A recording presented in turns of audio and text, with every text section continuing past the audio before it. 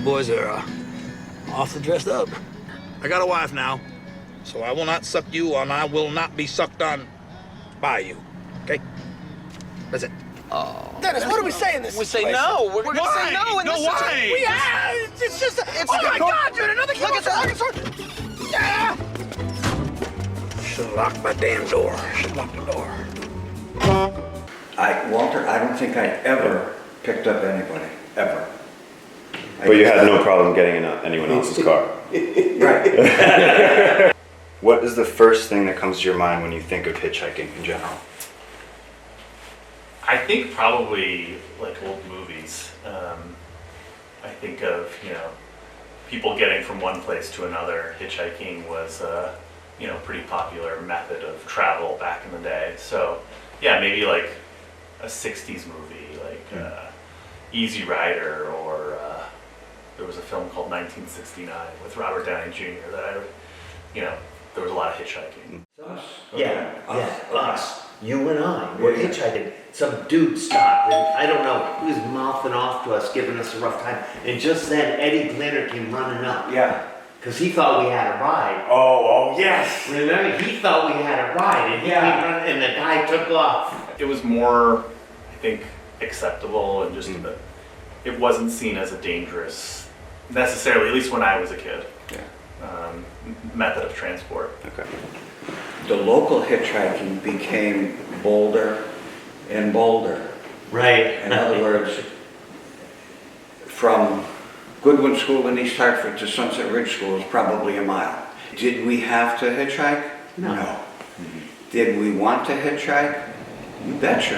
It became your mode of transportation. And exciting. It's like, what's going to happen this time? I lived on Martha's Vineyard for a little while, and being an island, it was a lot more prevalent to hitchhike.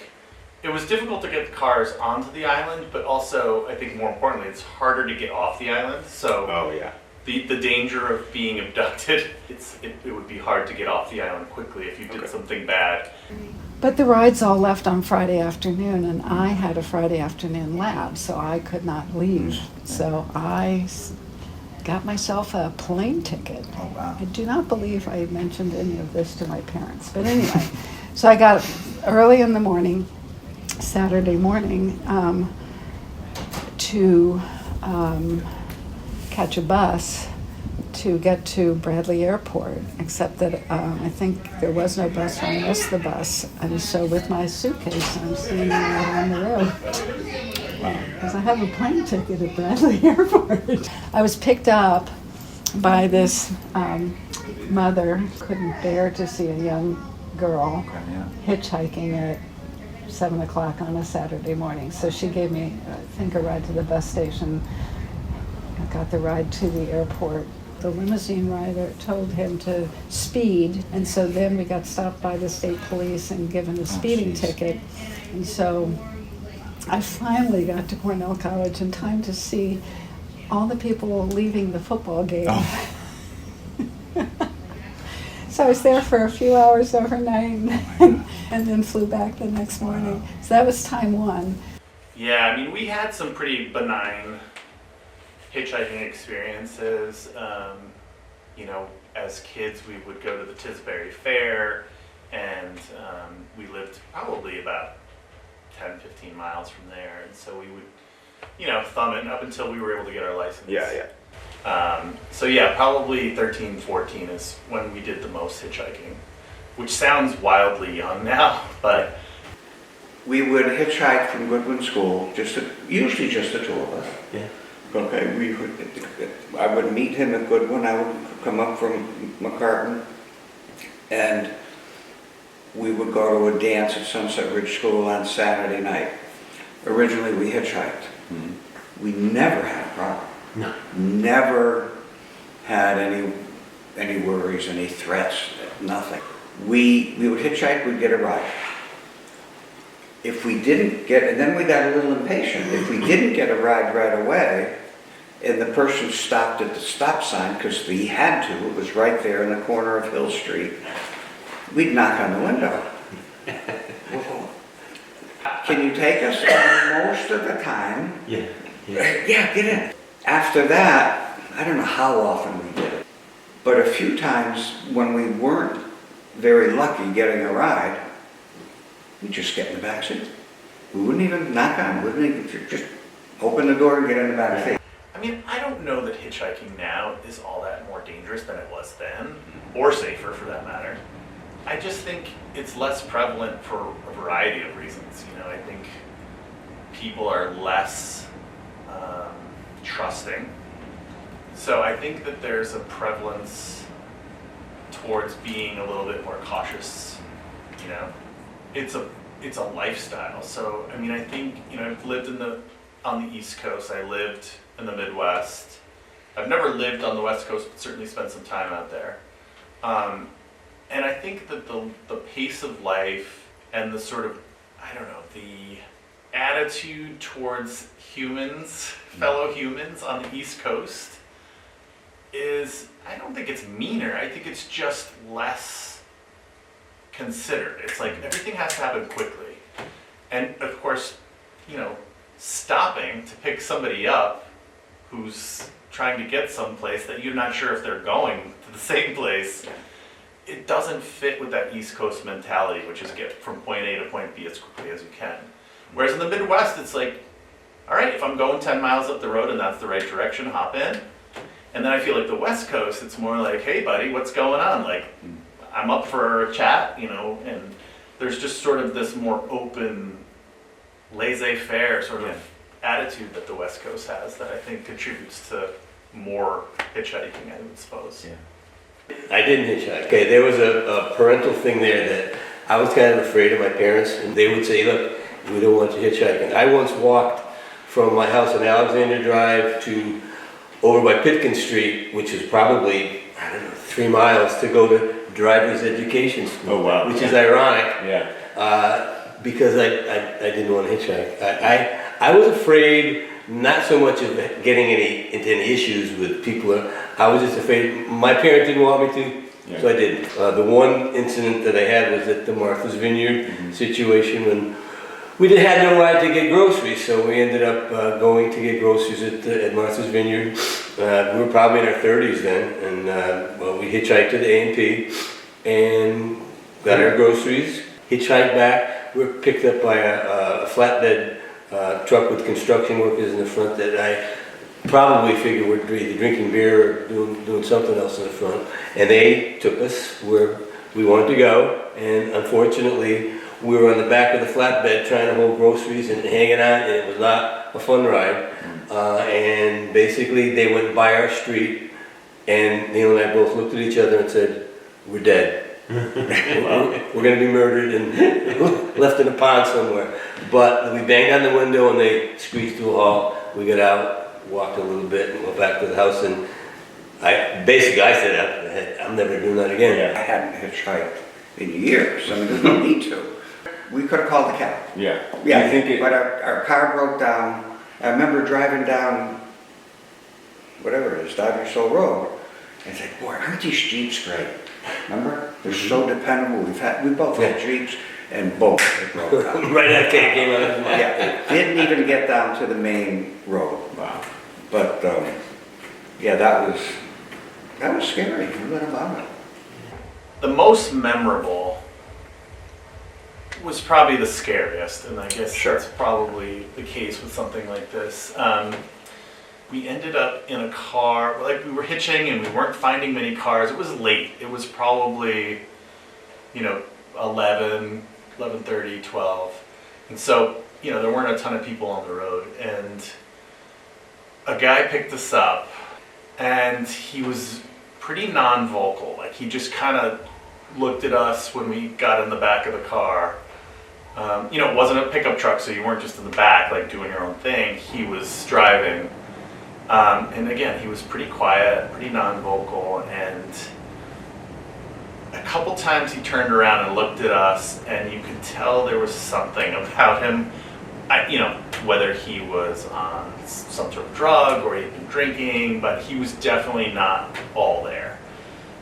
He wasn't driving erratically, but at the same time, I think the quietness of the ride made it even more awkward.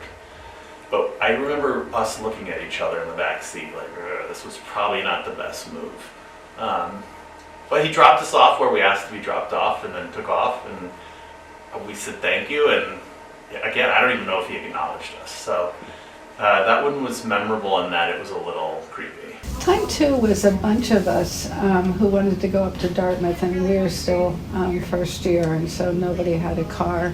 And so 6 of us hitched all together, and somebody with a pickup truck picked us up, and we rode in the back of a pickup truck up to Dartmouth. In my day and age, the minute you hit 16, you were making a beeline to get your learner's permit. You know, and when I was growing up, my family had one car. I wasn't taking my car. I wasn't taking a car to college because my family had one car. Yeah, so I think the easiest and the fun forms of hitchhiking was getting from my buddy Josh's house to the beach. It was definitely within walking distance, but it was a long walk, and it was hot, and it was, it was probably like 2 miles. It was very stereotypical, like Southern California, like, hey buddy, get it? It had that feel to it. I think oftentimes there was a level of excitement around the idea of hitchhiking. It was safe, but it was still kind of like, we're breaking the law, right? If you've ever seen the film Stand By Me, it was kind of like that sort of process of getting your friends together and starting towards it like a journey, walking out towards a destination, but then, knowing that you could get there faster by hitching. So I think there was that part of it that was fun. The social, I've never done it alone, so like, I should say I never hitchhiked by myself. It was always a very social thing, even if it was just one other person. I think for people who are really truly getting from one destination to another, who don't have the means of getting there or just want the adventure of meeting people along the way, it's a totally different thing than what my experience was. Let's play a drinking game. Name all 50 states, drink while you think. Well, that's gonna suck. I'm not drinking. Frank, will you drive for a little bit? I've been drinking all day. I was right, the game sucks. It's the drinking that's the amusing part. I got an idea. Georgia, that's 6. Oh, I was gonna... No. Thanks for driving. I really appreciate the ride. 7 a.m. 7 a.m.? Shit, we've been driving all night. We're not moving, are we? No. Shit, do you think we're like halfway there, or I wonder for like What the hell is this? Wait, where the hell is my car? Oh, goddamn! It's the predator behind every tree syndrome. Right. Everybody's worried about everything now, and when I drive by a hitchhiker now, I wouldn't even consider. There are too many variables, too many ifs. Hitchhiking for me became, it was just casual every day. Of course you hitchhike, God, I would hitchhike into Hartford all the time, I not only hitchhiked, drove cross country in the US and picked up a couple of guys. These 2 big guys were hitchhiking. And we pulled over, and I had a 4-door, and they got in the back. And they went to sleep. These 2 big guys fell asleep in the back seat. And we're driving, and we see lights off in the distance. So we figure, let's go that way. We go that way. It's a big restaurant, and it's full of cowboys. Wow. Right? Now, we're long hairs, all right? The 2 guys in back are long hairs, all right? And we go into this place, middle of night, and diagonally across the corner, there's this cowboy dude with the hat and the whole getup, the whole 9 yards. These steely gray eyes, and he's staring at us the whole time. And my buddy wants either ketchup or mustard for his burger. And she's ignoring us. And I said, Rich, would you shut up and just eat your goddamn burger? But the cowboy's just giving us the evil eye. So we finally, I said, let's just pay and get out of here. So that's what we do. And we go out, and it's a big parking lot outside. And the 2 guys are sleeping. And we go out and we get in the car, we close the doors, we no sooner close the doors than somebody comes up to the driver's side window, and it's the liberal-looking guy. And I lock the door and I crank the window down this much. I go, yeah. And you go, hey, I was wondering if we... Well, as he's just doing that, bang, the back right door opens. And this 6'2" and 3 guy falls out of the car because he's down like this in his middle of the night. Guy doesn't see him there. Yeah. Opens the door. This dude falls out and he comes out. What the is going on? And he's like this to the cowboy. And they just backed off. They were like, our mistake, never mind, our mistake. And they left. And they left us alone and closed the door and we drove away and dropped them off somewhere or whatever. I feel like that would have been a disaster. If you hadn't picked the guys Had we not picked up those 2 guys. Yeah. We all sort of bought into it. I mean, once we got our licenses, we would pick people up. Mostly younger people our age. Like, it's funny, you're going, 35 miles per hour, and you make this judgment based on what you see. Yeah. And it happens quickly. So I'm sure there were times where I would, or we would, just drive by people. But I think our general consensus was that it was a valid form of transport. Yeah. Yeah, I never gave it a thought. Yeah. Whereas driving, you're eyeing somebody, right? Yeah. You're looking at them, you're saying, what do they look like? Do I want that guy in my car? Or, that kind of thing. Yeah, you don't have time to judge anybody, because sometimes the people that are hitchhiking are people that you may not want to have in your vehicle, especially nowadays. People like us. Yeah. Who do you see hitchhiking nowadays? Right. And not everybody did it. My wife hitchhiked when she was a freshman at Central, where I met her. Yeah. She hitchhiked from her apartment to school and back, and all of her girlfriends did it. Now, have you seen a girl hitchhiking lately? Yeah. I haven't seen anybody hitchhiking. Yeah, I haven't seen anybody either. But we have Lyft and Uber. Nowadays, people don't take the bus unless they don't have any other form of transportation. I've ridden in Uber. I mean, it was great. I guess it's like approved digital hitchhiking. Yeah. That you pay for. That you pay for, right. So like, it's sort of antithetical to the whole idea of hitchhiking being sort of a communal, for the sake of helping out your fellow man. But at the same time, I mean, Uber and Lyft are very convenient, right? And obviously much safer than your random passerby. So you could say like you're paying for the safety. Sure. Yeah. And the convenience, right? Yeah. Because I mean, there were times when we would hitchhike, and it would be at night, and you wouldn't see a car for 15 minutes. Yeah. Never mind them pick you up. Yeah. People nowadays are suspicious. They're afraid. They see so many things on the 24/7 news, the internet, social media. They're afraid of everything now. And hitchhiking is just one thing they're going, oh my God, one more risk. I could never pick up There's too many unknowns. Yeah. Why would you do it? Yeah. Nothing good is going to come of it. Walter, I don't think I ever picked up anybody, ever. But you had no problem getting in anyone else's car. Right.